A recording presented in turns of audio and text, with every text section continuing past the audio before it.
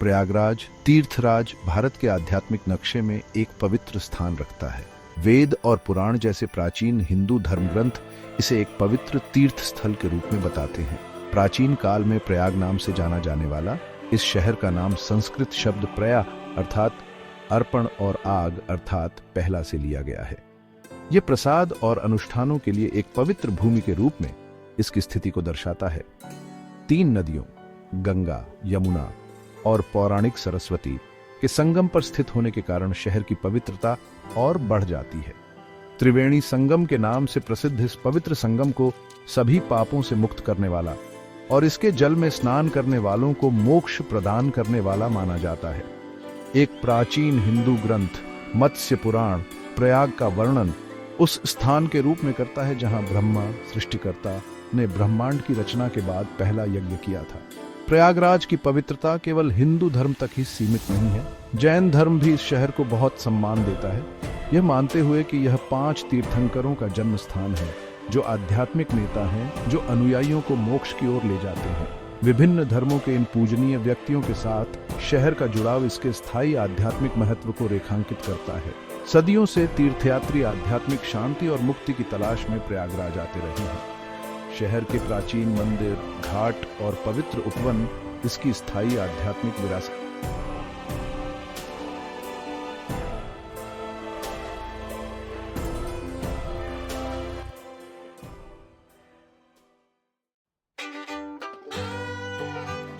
प्रमुख नदियों के संगम पर प्रयागराज की रणनीतिक स्थिति उन प्राचीन शासकों की नजरों से नहीं छिपी जिन्होंने सत्ता और प्रभाव के केंद्र के रूप में इसके महत्व को पहचाना। शहर का इतिहास साम्राज्यों के उत्थान और पतन के साथ गुंथा हुआ है, जिनमें से प्रत्येक ने इसके सांस्कृतिक और स्थापत्य परिदृश्य पर एक अमिट छाप छोड़ी है। प्राचीन भारत के सबसे बड़े साम्राज्यों में से एक मौर्य साम्राज्य ने प्रयागराज के सामरिक महत्व को पहचाना। बौद्ध धर्म अपनाने के लिए प्रसिद्ध सम्राट अशोक ने प्रयागराज में एक स्तंभ स्थापित किया जो साम्राज्य की पहुंच और प्रभाव का प्रमाण है। अशोक के शांति और अहिंसा को बढ़ावा देने वाले शिलालेखों वाला यह स्तंभ आज भी एक बीते युग की मूक याद दिलाता है। भारत के स्वर्ण युग माने जाने वाले गुप्त साम्राज्य ने प्रयागराज की प्रतिष्ठा को और बढ़ाया। कला, साहित्य और विज्ञान के अपने संरक्षण के लिए जाने जाने वाले गुप्तों ने प्रयागराज को शिक्षा और संस्कृति के संपन्न केंद्र में बदल दिया। चीनी यात्री और बौद्ध भिक्षु आह्वेनत्सांग ने गुप्त शासनकाल के दौरान प्रयागराज का दौरा किया और इसे कई मठों और मंदिरों वाला एक समृद्ध शहर बताया। गुप्त काल में संस्कृत साहित्य का उत्कर्ष हुआ और प्रयागराज विद्वानों और कवियों के लिए एक प्रमुख केंद्र के रूप में उभरा। महाकाव्य महाभारत में उल्लिखित प्राचीन ऋषि भारद्वाज के साथ शहर का जुड़ाव ज्ञान और बुद्धि के स्थान के रूप में इसकी प्रतिष्ठा को और मजबूत करता है। मुगल काल ने प्रयागराज के इतिहास में एक महत्वपूर्ण मोड़ लाया। अपनी दूरदर्शिता और प्रशासनिक कौशल के लिए जाने जाने वाले सम्राट अकबर ने गंगा और यमुना के संगम पर स्थित शहर के सामरिक महत्व को पहचाना। 1583 में उन्होंने यमुना के तट पर एक शानदार किले के निर्माण का आदेश दिया जिसने शहर के लिए एक नए युग की शुरुआत की।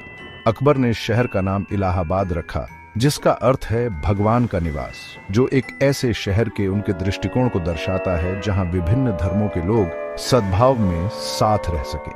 अपनी धार्मिक सहिष्णुता के लिए जाने जाने वाले मुगल सम्राट ने एक ऐसा शहर बनाया जो हिंदू और इस्लामी स्थापत्य शैली के अनूठे मिश्रण की विशेषता रखता है। मुगल सैन्य वास्तुकला का प्रमाण इलाहाबाद किला उनकी शक्ति और भव्यता का प्रतीक बन गया। इसमें महल, मस्जिदें और उद्यान थे जो मुगल दरबार की भव्यता और कलात्मकता को प्रदर्शित करते थे। यह किला एक रणनीतिक सैन्य चौकी के रूप में भी काम करता था जो गंगा के मैदानों की आक्रमणकारियों से रक्षा करता था। मुगल काल में इलाहाबाद में कला, संगीत और साहित्य का विकास हुआ।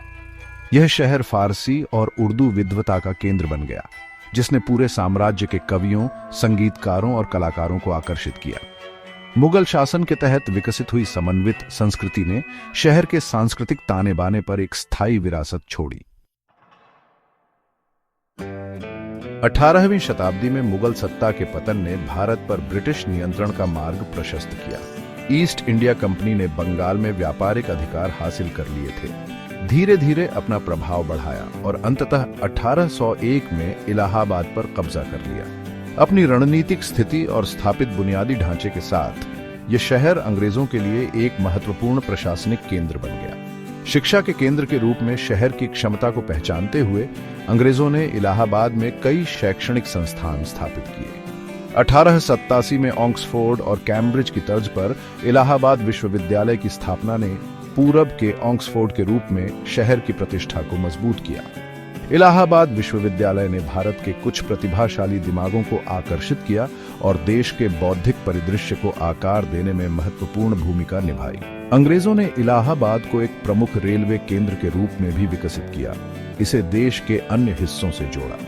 गंगा यमुना पुल के निर्माण ने शहर की कनेक्टिविटी को और बढ़ाया और व्यापार और वाणिज्य को सुविधाजनक बनाया।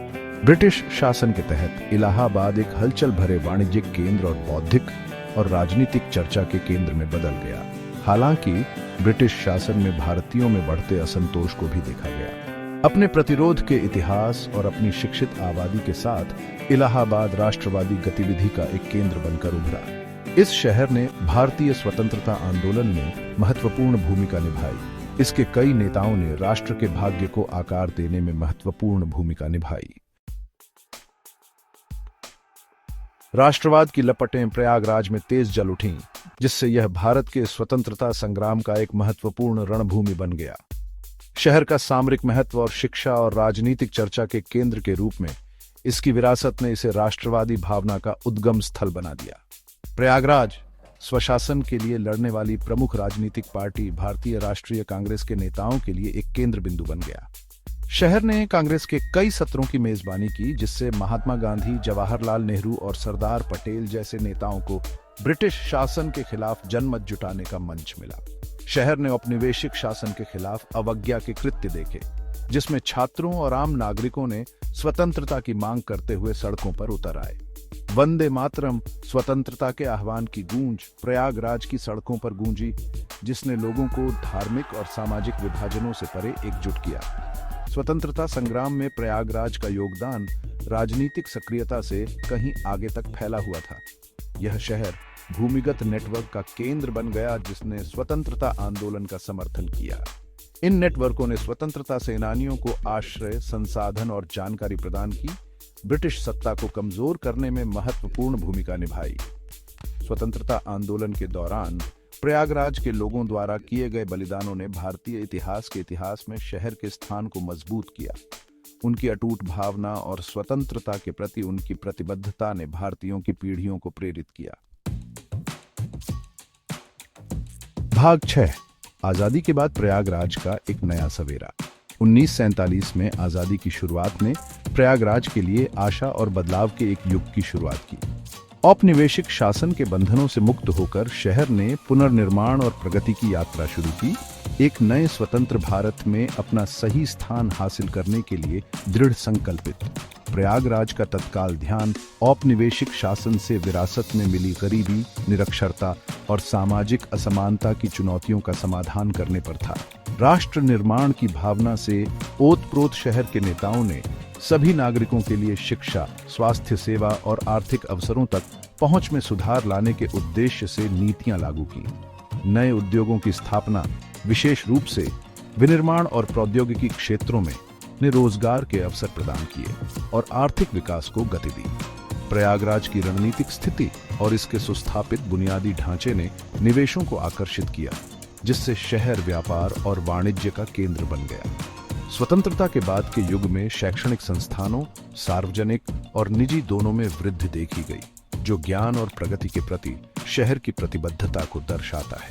प्रयागराज के विश्वविद्यालयों, कॉलेजों और अनुसंधान संस्थानों ने पूरे भारत के छात्रों को आकर्षित करना जारी रखा, नेताओं, वैज्ञानिकों और कलाकारों की आने वाली पीढ़ियों का पोषण किया।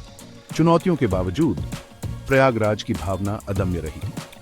अपने लचीलेपन और प्रगति के प्रति अपनी प्रतिबद्धता के लिए जाने जाने वाले शहर के लोग अपने और आने वाली पीढ़ियों के लिए एक उज्जवल भविष्य के निर्माण के लिए अथक प्रयास करते रहे।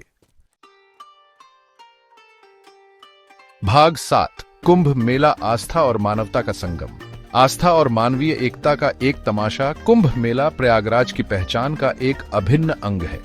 त्रिवेणी संगम पर हर 12 साल में आयोजित होने वाला यह धार्मिक समागम दुनिया भर से लाखों तीर्थ यात्रियों को आकर्षित करता है, जो आध्यात्मिक शुद्धि और ईश्वर की एक झलक चाहते हैं। कुंभ मेला आस्था की स्थायी शक्ति और संबंध के लिए मानवीय इच्छा का प्रमाण है। जीवन के सभी क्षेत्रों के भक्त सामाजिक, सांस्कृतिक और आर्थिक बाधाओं को पार करते हुए सफाई और नवीनीकरण के इस प्राचीन अनुष्ठान में भाग लेने के लिए गंगा, यमुना और सरस्वती के तट पर एकत्रित होते हैं। कुंभ मेला केवल एक धार्मिक समागम नहीं है, यह भारतीय संस्कृति और परंपरा का एक जीवंत चित्र है।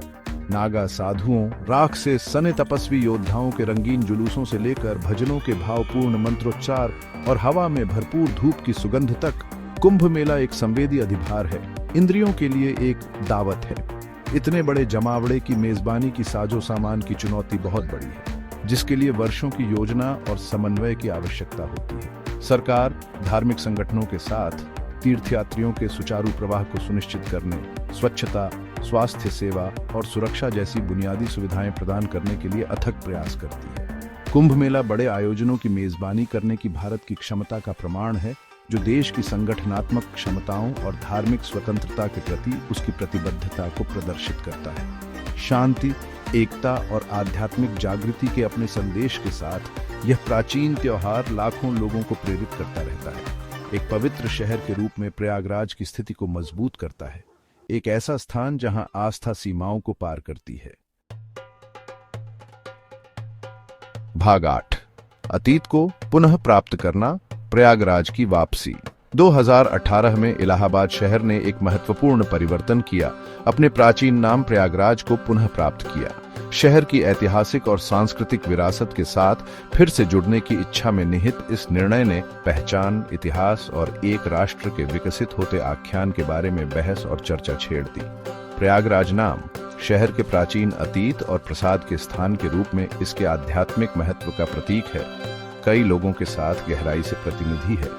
इसे औपनिवेशिक शासन के अवशेषों को दूर करने और एक ऐसे नाम को पुनः प्राप्त करने के तरीके के रूप में देखा गया, जो वास्तव में शहर की पहचान को दर्शाता है।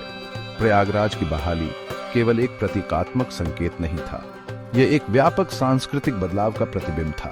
भारतीयों के बीच अपनी जड़ों से जुड़ने और अपनी विरासत को पुनः प्राप्त करने की बढ़ती इच्छा।